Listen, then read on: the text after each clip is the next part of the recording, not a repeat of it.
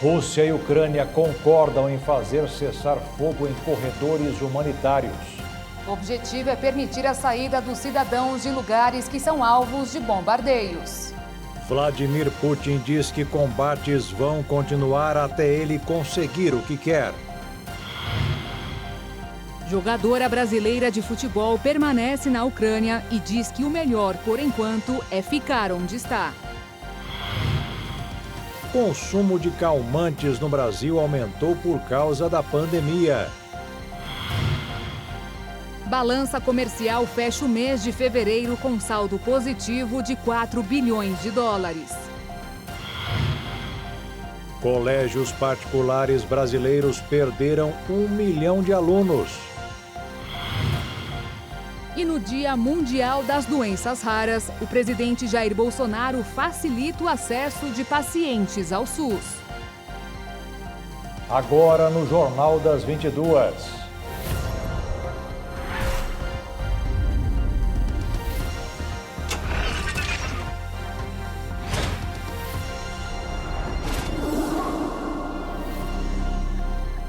Olá, boa noite. Boa noite. A Rússia e a Ucrânia concluíram hoje a segunda rodada de negociações e marcaram mais uma conversa sobre o conflito que já está em seu 8º dia. Enquanto o diálogo era feito, novas cidades ucranianas foram atacadas por mísseis e mais de 30 pessoas morreram no atentado. Nesta quinta-feira, as delegações russas e ucranianas encerraram a segunda rodada de negociações. Pelo lado ucraniano, a ideia era concordar com um cessar-fogo imediato, mas a decisão foi a criação de corredores humanitários, com o cessar-fogo nessas áreas, para permitir que os civis deixem as comunidades da linha de frente.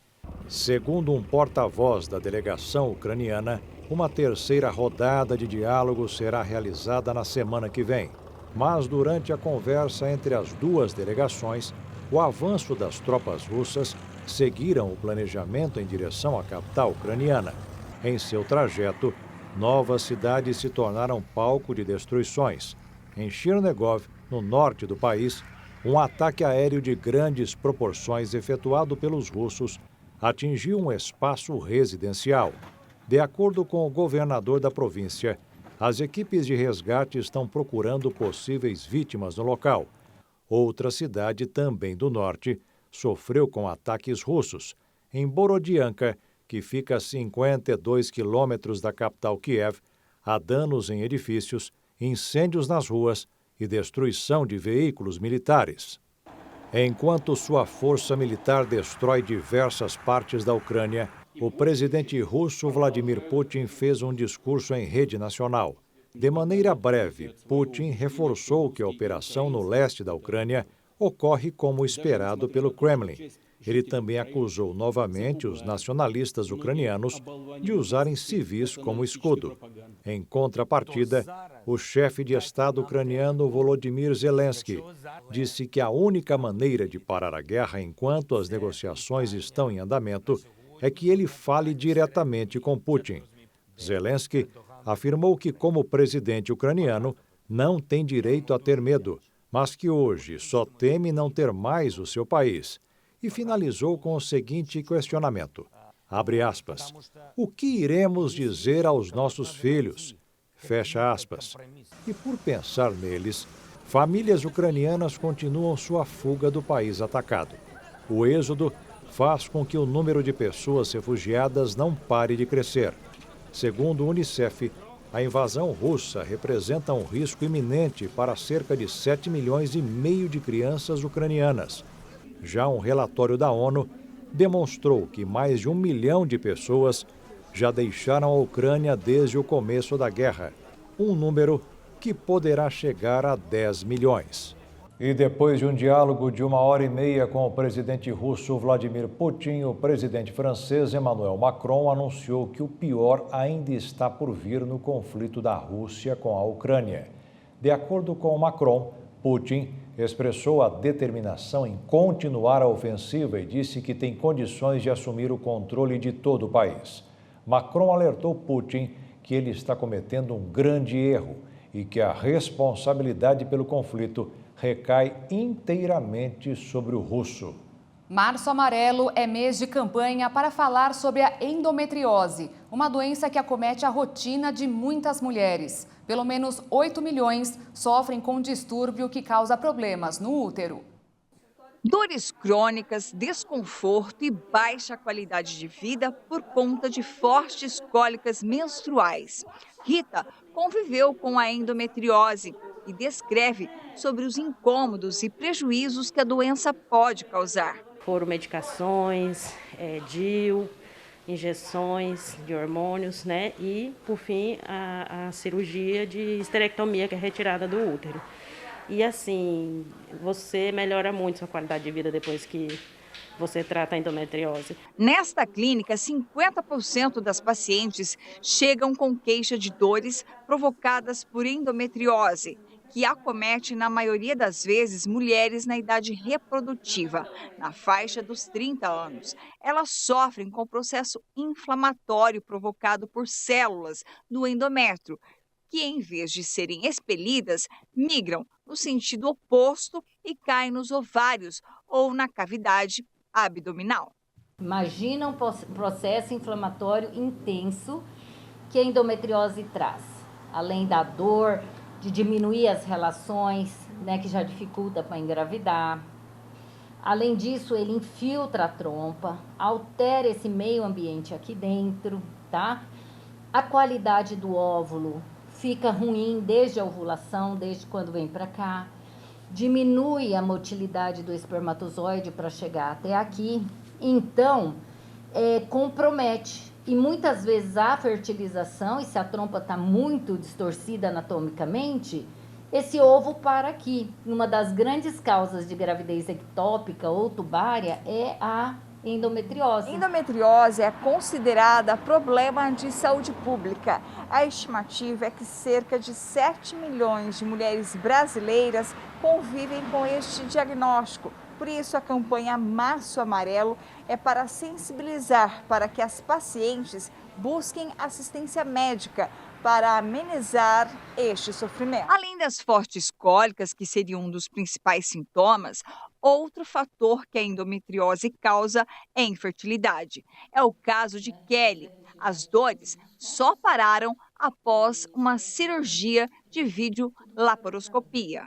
Porque eu tinha dores, né? Durante as menstruações vinham sempre com muitas dores, uma menstruação muito intensa, né?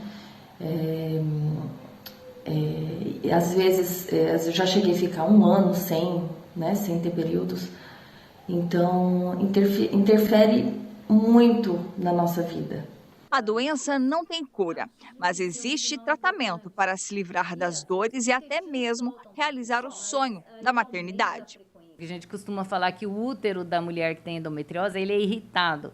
Então, muitas vezes, se a gente faz a técnica e transfere embriões imediatamente, assim, em ciclo fresco, a tendência é não segurar esses embriões. Então, nós congelamos, preparamos aí uns 60 dias para depois transferir os embriões. E veja a seguir, o STF mantém valor recorde de quase 5 bilhões de reais para as eleições deste ano. E uma jogadora de futebol brasileira acha melhor não tentar sair da Ucrânia neste momento.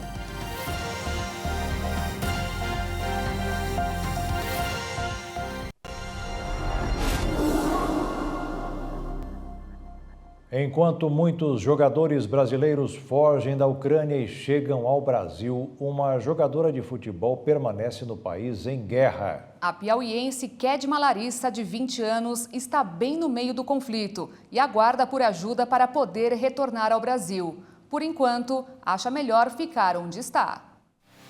Dentro de campo, a valentia é a principal característica dela. Para Kedma, não tem bola perdida.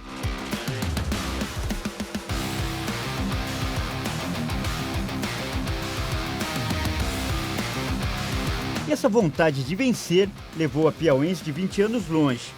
Desde o ano passado, ela joga pelo Krivbas Women, da Ucrânia, junto com outras duas brasileiras.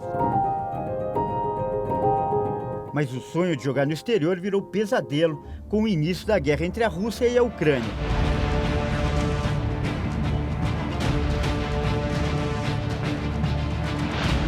clube de Kedma está sediado em Kryvyi, que fica entre as principais cidades ucranianas e bem no meio da região que está sendo mais atacada pelos russos. Kedma conta que nos primeiros dias do conflito presenciou de perto os bombardeios. A gente ficava no hotel que era do lado de uma base e de princípio eles tinham falado que ia atacar somente bases aéreas ou bases militares. Daí eles pegaram e foram tirar a gente do hotel e falaram assim, pega o que for necessário que a gente vai sair. No momento em que a gente estava arrumando as coisas para sair, a gente escutou uma explosão. Aí o desespero bateu, todo mundo saiu correndo porque não sabia o que fazer. A minha reação foi se abaixar, que eu não sabia de onde é que estavam vindo as explosões. Aí eles gritaram para a gente pegar os documentos rápido, pegar o que era necessário, assim, o que dava para pegar. Eu sei que no momento que a gente estava nesse hotel, a gente sentiu 4 explosões. E aí a gente conseguiu sair no ônibus do clube. O desejo da Kedma é voltar o mais rápido possível para o Brasil. O clube dela, inclusive, já fez contato com a CBF, a Confederação Brasileira de Futebol, e também com o governo brasileiro para buscar algumas alternativas. Mas, segundo a própria jogadora, o mais seguro neste momento é continuar aonde está. Isso porque todas as cidades ao redor já foram atacadas pelo exército russo. E deixar Kryvyi agora pode ser ainda mais arriscado para ela e para as outras jogadoras. Para nós, eu e mais 2 brasileiras que a gente joga no mesmo time, né? Para nós é muito difícil sair, porque a gente está no centro da Ucrânia. Então, se a gente for para um lado, tem cidades que estão sendo invadidas, se a gente for para cima tem Kiev, para baixo tem Odessa e do lado tem Mykolaiv. Então, a gente está no meio de tudo. Aqui não teve nada, mas nas cidades ao redor tudo tem. Então, é muito difícil a gente sair, pegar um carro ou pegar um trem, porque como nossa cidade é pequena, então não tem muito trem. Então, para você, não há alternativa. O mais seguro é ficar aí e esperar. Por enquanto, sim. É o que o clube diz, que por enquanto aqui ainda é seguro, porque eles provavelmente têm um plano B, eu espero que eles tenham um plano B, de que caso aconteça alguma coisa, eles têm uma maneira de tirar a gente daqui. E em Teresina, capital do Piauí, a dona Lúcia, mãe da Kedma, aguarda apreensiva pelo retorno da filha. É a única filha que Deus me deu e ela é o meu xodó, então ela representa tudo na minha vida, entendeu? É ela. E para passar por esse momento difícil, Kedma revela a mesma valentia que tem dentro de campo. O adversário agora é outro, o medo, mas a vontade de vencer é a mesma. Uma força que, segundo ela, vem da fé. A nossa cidade aqui ela não foi atacada, apesar que aos redores tudo sim. Então, eu me apego no Salmos 91. 1000 cairão ao teu lado e 10.000 à tua direita, mas tu não serás atingida. Então, eu penso que é Deus, sabe? Tomando os caminhos, fechando as portas da cidade para que nada venha acontecer conosco.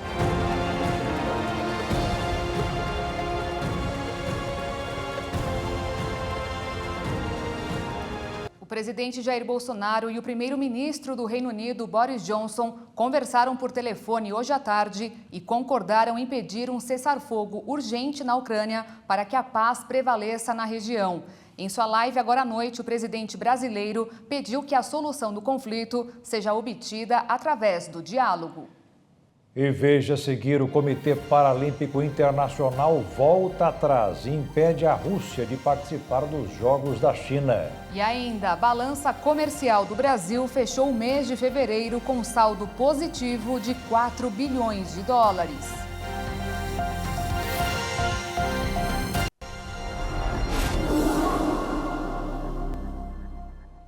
A balança comercial de fevereiro apresentou um saldo positivo superior a 4 bilhões de dólares. As exportações somaram 22 bilhões de dólares, enquanto as importações foram 18 bilhões de dólares. No mês de fevereiro, o saldo positivo da balança comercial foi de 4 bilhões de dólares. Na comparação com fevereiro do ano passado, foi registrado um crescimento de 32,6% nas exportações. As importações aumentaram 22,9%. No ano, o saldo positivo da balança passa de 3 bilhões e 800 milhões. Foram vendidos 42 bilhões de dólares e comprados 38 bilhões. As exportações da agropecuária aumentaram 114,2%. Neste setor, destaca-se o desempenho da soja, com aumento de 107 milhões de dólares na média diária, do café, que cresceu 89,7%, além do trigo, arroz e animais vivos. A indústria extrativista cresceu 3,7% e a indústria da transformação 29%. Os dados foram divulgados nesta quinta-feira pelo Ministério da Economia. O Brasil possui um estoque de fertilizantes para os próximos 3 meses, de acordo com a Associação Nacional para a Difusão de Adubos, com base em informações no mercado. A associação ressaltou que o volume da reserva está acima da média dos anos anteriores e que acompanha os impactos da guerra sobre o setor. Além disso, informou que se preocupa com as restrições ao deslocamento de contêineres para a Rússia impostas por gigantes do transporte marítimo. O abastecimento de fertilizantes para o plantio da safra 2022 e 2023 é uma das principais preocupações dos agricultores brasileiros em relação à guerra entre a Rússia e a Ucrânia, já que os russos são os principais fornecedores do insumo usado nas lavouras brasileiras. O comunicado da Associação Nacional para a Difusão de Adubos vai ao encontro do que disse a ministra da Agricultura, Tereza Cristina, de que não há risco de desabastecimento de fertilizantes para a safra atual, mas que a preocupação, segundo ela, é com o abastecimento para a próxima safra, que começa a ser plantada a partir de setembro. A entidade afirmou ainda que outro ponto de atenção é a negociação de fertilizantes nitrogenados, em especial nitrato de amônio, porque o agronegócio brasileiro importa um volume expressivo da Rússia. Já com relação aos fosfatados, a dependência do leste europeu é menor, o que atenua os impactos de abastecimento para a safra atual. Os fertilizantes químicos funcionam como um tipo de adubo usados para preparar e estimular a terra para o plantio. Nesta quinta-feira, o dólar fechou em queda de 1,55%, com o mercado brasileiro acompanhando tendência internacional de valorização de divisas de países exportadores de commodities, cujos preços têm disparado após a invasão da Rússia para a Ucrânia. Com isso, a moeda norte-americana encerrou o dia cotada em R$ 5,02 na venda. Já a Bolsa de Valores também fechou em queda de 0,01%, com 115.165 pontos. As farmácias brasileiras estão vendendo cada vez mais calmantes. Nos últimos 8 anos foram vendidos diariamente mais de 120 mil caixas do medicamento. Mais de 18 milhões de brasileiros têm problemas ligados à ansiedade. Dados que tornam o país o líder no ranking de pessoas ansiosas em todo o mundo, seguido por México e Rússia. Esse número subiu com a pandemia da Covid-19 e reflete os altos números de vendas de ansiolíticos. Em 2020, foram vendidos mais de 47 milhões, número bem maior do que o registrado em 2019. Os benzodiazepínicos, popularmente conhecido como calmantes, são usados para diminuir sintomas de ansiedade e também combinado com outros remédios em tratamentos de depressão, transtorno bipolar, epilepsia e para alguns tipos de surtos psicóticos. De acordo com dados do Ministério da Saúde sobre a Covid-19 no Brasil, foram registradas nas últimas 24 horas 578 mortes e 13.724 novos casos. Dos 28.800.904.030 diagnósticos contabilizados até hoje, mais de 26.810.000 pessoas se recuperaram e mais de 1.443.000 estão em acompanhamento. O uso de máscara deixará de ser obrigatório em ambientes abertos no Distrito Federal a partir do dia 7 de março. A medida foi anunciada hoje pelo governador Ibanez Rocha nas redes sociais. Na publicação, Ibanez destacou que será cobrado o comprovante de vacinação contra a Covid-19 com 2 doses para permitir a entrada de público em shows e eventos esportivos e que ainda será exigida o uso de proteção facial em áreas fechadas. E veja a seguir, A Associação do Setor garante que o Brasil tem estoque de fertilizantes agrícolas para mais 3 meses. E o governo facilita o acesso das pessoas que sofrem com doenças raras ao Sistema Único de Saúde.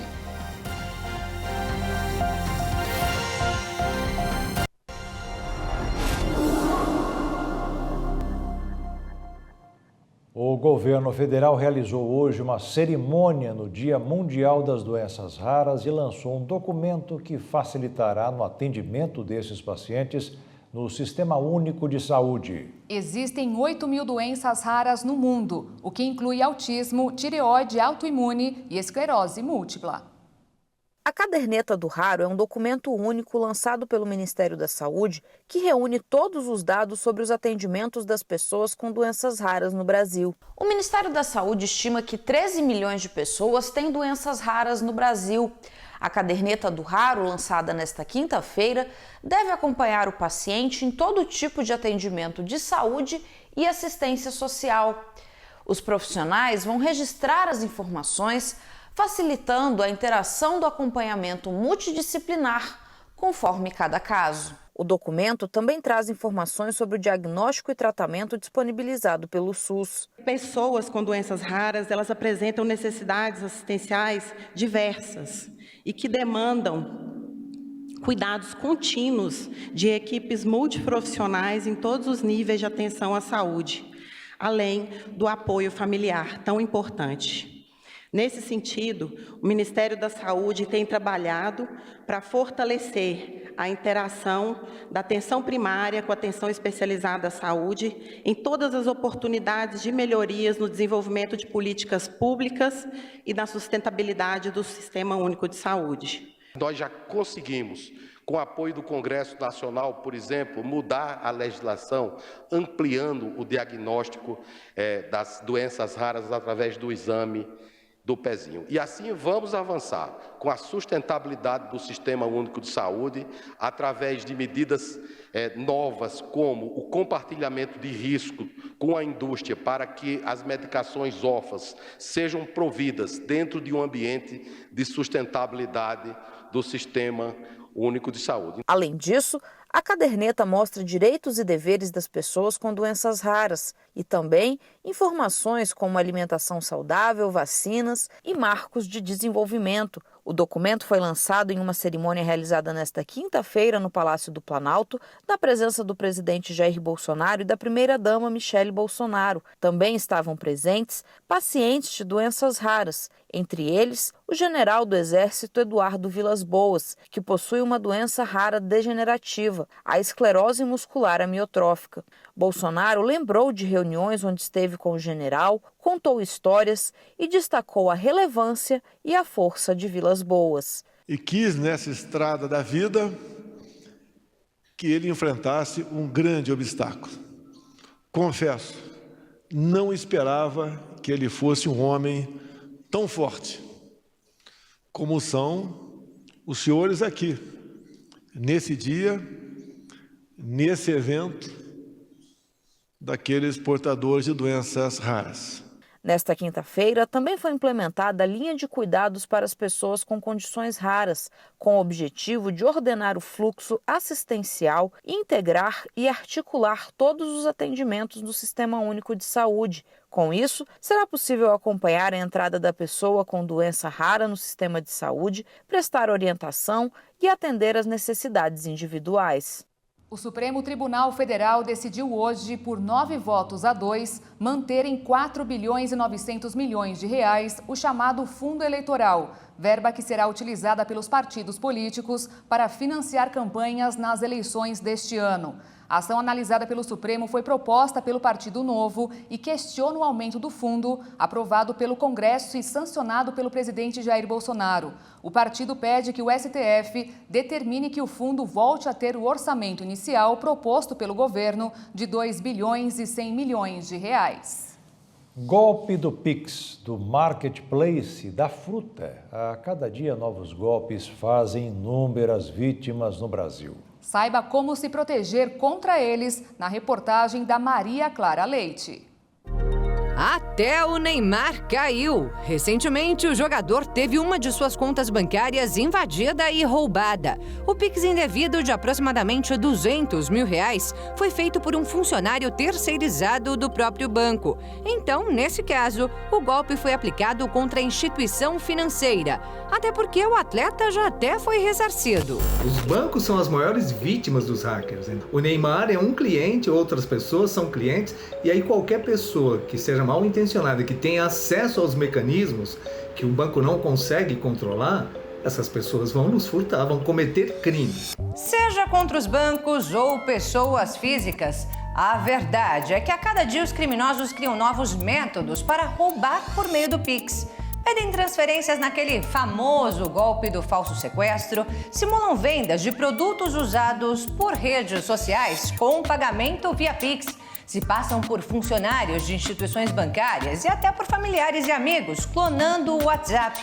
E é também por esse aplicativo que eles dão este outro golpe.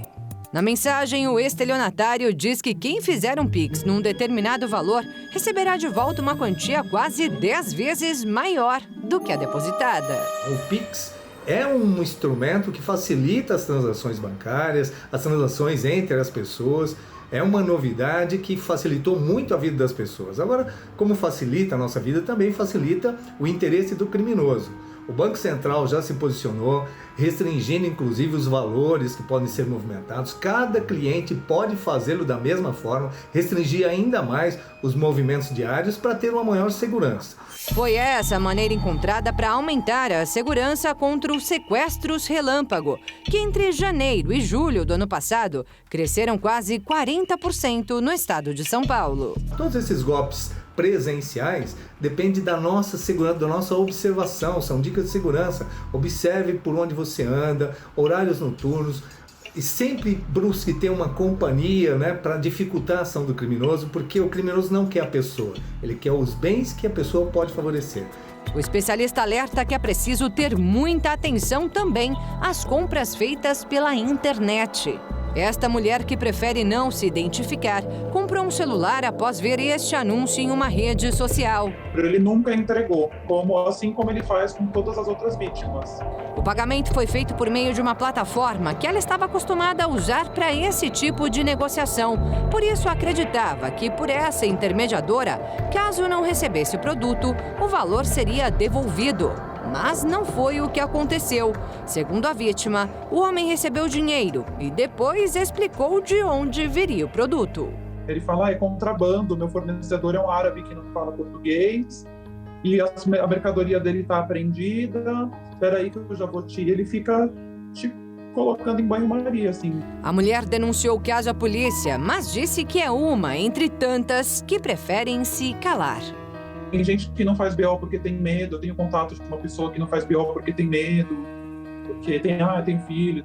Toda ação criminosa deve ser denunciada. A maioria das pessoas, ou por vergonha, ou por nem imaginar que possa ter um resultado importante, ela não denuncia. E o estelionatário hoje no Brasil, ele vive de uma forma muito tranquila, tanto que ele continua com o site dele, vai continuando respondendo processo, vai ter dinheiro para pagar advogados. Então, a parte dele não importa a nós, o que importa é a nossa ação. Faça a pesquisa antes. Quer comprar alguma coisa pela internet? O preço é interessante? Verifique se aquele site existe. Verifique se tem reclamações contra aquela pessoa ou contra o site. Verifique se tem o cadeado. Verifique se naquela informação, aquele cadeado dá segurança. É o próprio sistema de busca que diz que aquele site é seguro. E quando o golpe não é aplicado pela internet? Como se precaver? Recentemente, o Mercado Municipal de São Paulo estampou as manchetes após várias pessoas alegarem terem sido vítimas daquele que ficou conhecido como o golpe da fruta. Mas o caso é antigo. Aconteceu com a Bruna em 2018. E aí vinha vendedor e, olha, experimenta, fazia bandejinha, experimenta, limão de não sei aonde, abacaxi de não sei o que lá, morango da Tailândia, sabe? Assim, umas coisas muito exóticas. E eu nunca tinha comido atemoia na minha vida. Eu nem conhecia a fruta. E aí, quando eu conheci, eu falei, nossa, que fruta boa. E aí ele veio com um limão siciliano, pingou o limão siciliano em cima da atemoia e falou, olha, fica igual torta de limão. Aí eu fiquei doida. Foi aí que o vendedor ganhou a cliente. Se ofereceu para fazer para ela uma bandeja com 2 unidades de cada uma das frutas, enquanto ela terminava de fazer uma refeição em outra barraca. Aí chegou uma bandeja, 2 atemoias, 2 limões sicilianos, R$120. Eu não sabia de onde era a fruta. Para mim, era uma coisa super exótica de fora do Brasil. Aí você pensa em imposto, exportação, você pensa em tudo isso. Achei caro, mas eu já estava ali e eles te falam, eles te vendem uma coisa muito grandiosa. E aí paguei, fui embora, comi aquela temoia lá em casa e tá tudo bem. Foi o que aconteceu com a maioria das pessoas que se disseram vítimas de vendedores do Mercadão. Não chega a ser um crime, eu dou um valor se você pagar. Agora, é um crime contra a economia popular cobrar um valor indevido? Mas cadê a tabela de preços? Aí é um cenário que você deve investigar antes. Você não é obrigado a comprar. E se a pessoa insistir e te ameaçar, chame a polícia, porque é uma ameaça. A concessionária responsável pela administração do Mercadão informou que 10 lojistas foram advertidos e multados após as denúncias. Tomara que agora ninguém mais seja enganado. Mas diante de tantos golpes novos que surgem a cada dia, o especialista alerta que são os consumidores que devem se precaver para não se tornarem vítimas. E se ainda assim caírem em uma cilada, denunciem. Muitas pessoas estão fora desse mercado do crime porque acabaram sendo presas. Não importa como e quando, importa que você fez a sua parte. Cerca de 1 milhão de estudantes podem renegociar as dívidas com o Fundo de Financiamento Estudantil, o FIES, a partir do dia 7 de março. De acordo com o Ministério da Educação, o total de inadimplentes com mais de 90 dias de atraso no pagamento alcança quase 52% dos alunos com financiamento e soma 9 bilhões de reais em prestações não pagas. Para os estudantes que possuem dívidas com 90 a 360 dias de atraso, o desconto é de 12% no saldo devedor, isenção de juros e multas e parcelamento em até 150 vezes. As famílias que moram em Dourados, no Mato Grosso do Sul, tentam reconstruir suas vidas depois que perderam tudo na chuva que castigou a cidade.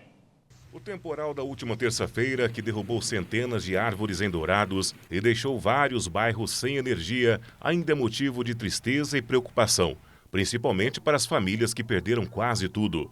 A chuva teve início por volta das 16h30 e causou danos na área central e bairros. O volume da chuva alcançou 65 milímetros.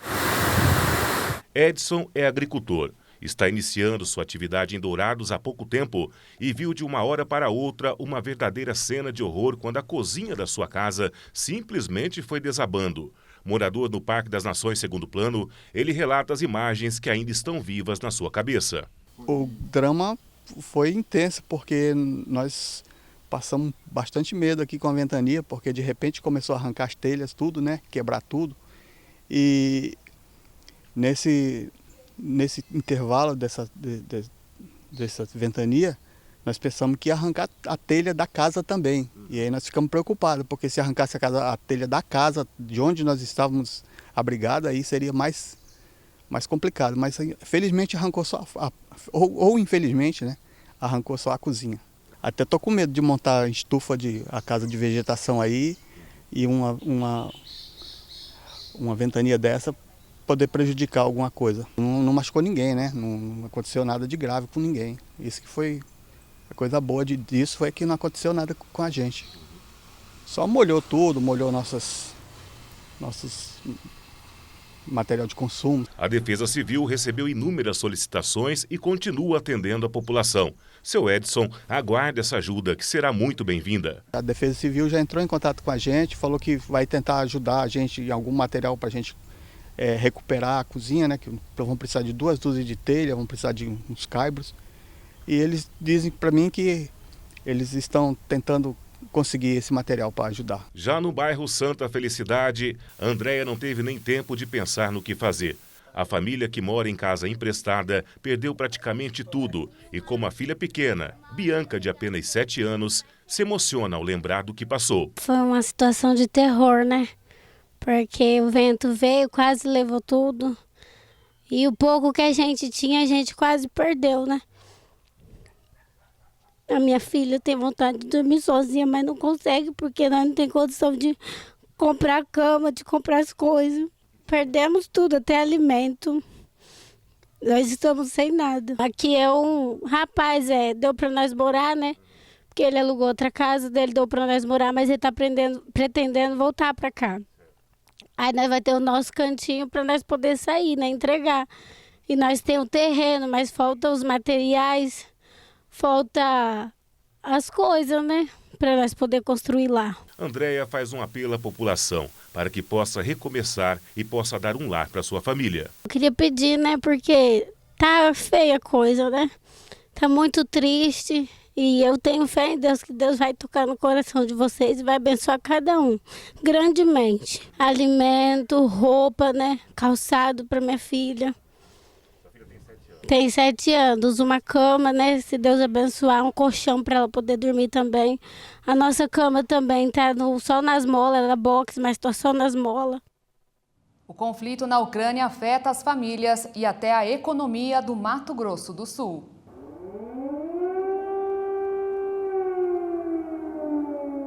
Há pouco mais de um mês, o cenário estava diferente na Ucrânia. Ross, que aparece no vídeo gravado em janeiro deste ano, é campograndense e mora no país há 2 anos. Nos últimos dias, tem visto de perto os ataques russos às cidades próximas de onde reside. Mas a situação aqui em Kiev está ficando complicada. Os russos estão chegando, os combates estão se intensificando. Porém, eu não pretendo deixar a capital. Eu tenho um amigo aqui, ele tem um filho autista. Então, e parece também que proibiram os homens de 18 a 60 anos de deixar o país. Estou na apreensão aqui também. O conflito entre os países vizinhos já duram décadas. Em 1989, as repúblicas integrantes da União Soviética, que eram os estados socialistas liderados pela Rússia, se tornam independentes e a Ucrânia está entre eles. Para a Rússia, a Ucrânia fazer parte da OTAN seria permitir que nas suas fronteiras exércitos que são contra os interesses russos, americanos, exércitos europeus, acabassem transitando por ali. A Rússia, ela quer uma garantia da Ucrânia de que a Ucrânia não vai fazer parte dessa aliança, e a Ucrânia não deu essa garantia. Então a Rússia começa a pressionar a Ucrânia, colocando tropas militares nas suas fronteiras, ameaçando invadir, talvez até na tentativa de fazer com que a própria OTAN desista de colocar a Ucrânia nessa aliança, né? Mesmo a mais de 10 mil quilômetros de distância, a guerra na Europa pode impactar Mato Grosso do Sul. Rússia e Ucrânia são dos maiores produtores de trigo do mundo e uma possível interrupção na produção pode gerar escassez do grão, ocasionando um aumento do preço do pão, do macarrão, do biscoito e outras massas, mas também trazer consequências para o agronegócio do estado. A questão do agronegócio, que depende do fertilizante, especialmente potássio, que é fornecido pela Rússia. E se ela estiver em guerra, provavelmente o escoamento dessa produção acaba se comprometendo. A escassez também determinará uma elevação de preço que, no caso, impactará diretamente a economia de Mato Grosso do Sul. Ainda é cedo para falar no desfecho desse conflito. Não se pode concluir que se trata de uma terceira guerra mundial, mas o sentimento de medo é o mesmo, já vivido na história. Famílias sendo separadas, porque quando os homens não podem seguir para o refúgio, como as mulheres, crianças e idosos, o que você tem? O esfacelamento das famílias. E ainda que esses homens sobrevivam, o trauma dessa separação forçada é alguma coisa que tende a permanecer, inclusive, na memória coletiva. Os deputados federais, estaduais e distritais têm 30 dias para trocar de sigla a partir de hoje. A janela partidária é um prazo definido pelo Tribunal Superior Eleitoral para que parlamentares mudem de partido sem risco de perder o mandato. As eleições estão marcadas para ocorrer em 2 de outubro, com o segundo turno no dia 30 de outubro. Morreu hoje aos 80 anos Luiz Pinguelli Rosa, físico e ex-presidente da Eletrobras. A causa da morte não foi divulgada. Seu corpo será velado no átrio do Palácio Universitário no campus Praia Vermelha, na capital fluminense. Doutor em Física, mestre em Ciências e Engenharia Nuclear, esteve à frente do comando da Eletrobras entre 2013 e 2004. Pinguelli também foi professor titular e diretor por 4 mandatos do Instituto Alberto Luiz Coimbra de pós-graduação e pesquisa em engenharia da Universidade Federal do Rio de Janeiro, recebendo o título de professor emérito da instituição. Além disso, foi orientador de dezenas de dissertações de mestrado e teses de doutorado, recebendo diversos prêmios, entre eles o de Personalidade do Ano de 2014, da Agência Nacional do Petróleo, Gás Natural e Biocombustíveis. Pinguelli ainda foi secretário executivo do Fórum Brasileiro de Mudanças Climáticas, membro do Conselho do Pugwash e participava do painel intergovernamental de mudanças do clima, órgão que recebeu o Nobel da Paz em 2007. Um dos setores que vem crescendo muito no Brasil é o que oferece serviços para pets, desde a alimentação até a educação. Segundo especialistas do mundo animal, o serviço escolar é uma boa opção para cães que sofrem de ansiedade por causa da separação quando seus tutores saem para trabalhar. Aula de natação, soneca com música relaxante, exercícios para controle de ansiedade e festas, inclusive de formatura. Esses são alguns dos atrativos das creches para cachorros que têm atraído tutores de pet na pandemia por oferecer atividades que ajudam os cãezinhos a espairecer e interagir com outros animais. O pastor de Shetland, Zeca, de 11 meses, é um dos que aproveitam as mordomias da escola que frequenta 2 vezes na semana em São Paulo e viralizou nas redes sociais após seu tutor relatar a obediência no local. Em casa, a situação é diferente. É como se ele estivesse ligado o tempo todo nos 220. Na foto que foi postada na internet e que teve mais de 170 mil curtidas, Zeca aparece atento à brincadeira que seria realizada em um tapete junto com seus amigos. De acordo com o médico Guilherme Porceban, pai do filhote, ele frequenta a escola desde os 6 meses de idade. A decisão de matriculá-lo surgiu por conta da rotina frenética de Guilherme e sua noiva, que também é médica. Além disso, por ter a característica de ser um cachorrinho muito sociável, os tutores de Zeca pensaram ser importante que ele tivesse contato com outros cachorros. O Ministério da Saúde confirmou que estuda rebaixar o status da Covid-19 no Brasil de pandemia para endemia. A pasta avalia a medida em conjunto com outros ministérios e órgãos competentes, levando em conta o cenário epidemiológico e o comportamento do vírus no país. A informação foi publicada hoje pelo presidente da República, Jair Bolsonaro, nas redes sociais. Chegou a hora de vermos como está o placar da vida, com pessoas que superaram sintomas da Covid depois que se apoiaram no poder de Jesus. O jornalista Anderson Nascimento vai contar alguns desses testemunhos. Boa noite, Anderson. Boa noite para você de casa. Hoje, quinta-feira, o programa SOS da Fé foi apresentado pelo pastor Jaime de Amorim Campos. Pois é, a Maria Augusta, ela é de São Paulo e há 10 dias a sobrinha foi contaminada com o vírus. Mas através das orações, ela ficou curada, livre de todos os sintomas e mal. A Ana Elisa, do Rio Grande do Sul. Ela e mais 2 familiares testaram positivo para a Covid. E aqui intercedendo, participando dos programas junto no SOS da Fé, eles ficaram curados também. E para fechar, o Wilson Dias, de Minas Gerais, intercedeu pela prima que estava com o novo coronavírus há 1 semana. Mas ela recebeu a bênção, ficando completamente livre de toda a Covid-19. Vamos conferir quantas pessoas já ficaram livres desse problema no placar da vida? Agora, os números totais é com vocês no estúdio. Esse extrato acaba de chegar, Anderson. Vamos ver aqui no nosso painel. O placar da vida mostra bem 94 curados no dia de hoje. E o total, 131.706. E veja como foi um dos testemunhos de pessoas que saíram vitoriosas.